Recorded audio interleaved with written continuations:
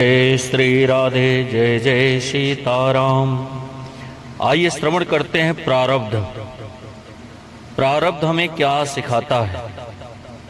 प्रारब्ध चिंता मिटाने के लिए होता है, निकम्मा बनाने के लिए नहीं होता है।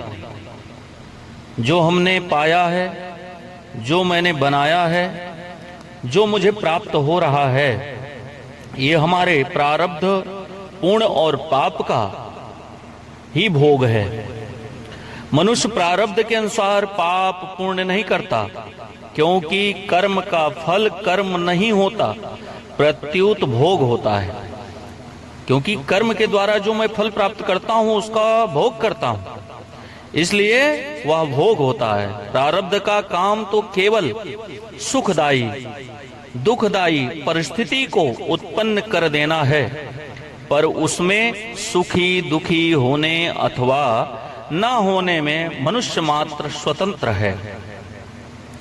यह सर्वज्ञ, सर्वसुहृदय, सर्व सामर्थ्य प्रभु का विधान है कि अपने पाप से अधिक दंड कोई नहीं भोगता, और जो दंड मिलता है वह अपने किसी न किसी पाप का ही फल होता है। जो मेरे किए हुए पाप हैं, जो मैंने अर्जित किया है अपने कर्मों द्वारा, वह मुझे प्राप्त होता है। जो होता है वह ठीक ही होता है, और इसीलिए करने से सावधान रहना चाहिए और होने में प्रसन्न होना चाहिए। सावधान और होने में प्रसन्न रहना चाहिए। जो हो रहा है, जो हो चुका है, उसको जान करके हमें प्रसन्न होना चाहिए और उससे हमें सीख लेनी चाहिए। शास्त्र निषिद्ध आचरण प्रारब्ध से नहीं होते, बल्कि कामना से होते हैं। मेरी क्या कामना है, क्या मेरी इच्छा है, क्या मुझे प्राप्त करना है, क्या मैं लालसा रखता हूं, यह सब कामना से होता है। दूसरा, एक करना होता है और एक होना होता है।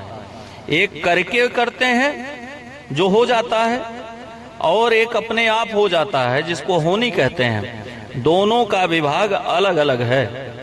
करना पुरुषार्थ के अधीन है, होना प्रारब्ध के अधीन है। जो होता है वो प्रारब्ध है, और जो कर्म के द्वारा होता है वो हमारा पुरुषार्थ है। इसीलिए मनुष्य करने अर्थात कर्तव्य में स्वाधीन है और होने पर फल प्राप्ति में पराधीन है। इसलिए जो मैं भोग कर रहा हूं वो भोग कर रहा हूं, जो मुझे प्राप्त हो रहा है, जो अपने आप हो रहा है, वो प्रारब्ध का कारण बनता है, और अपने कर्म का फल भोगते हुए मनुष्य इस जीवलोक से परलोक तक वह गमन करता है। जय जय श्री राधे, जय सीताराम।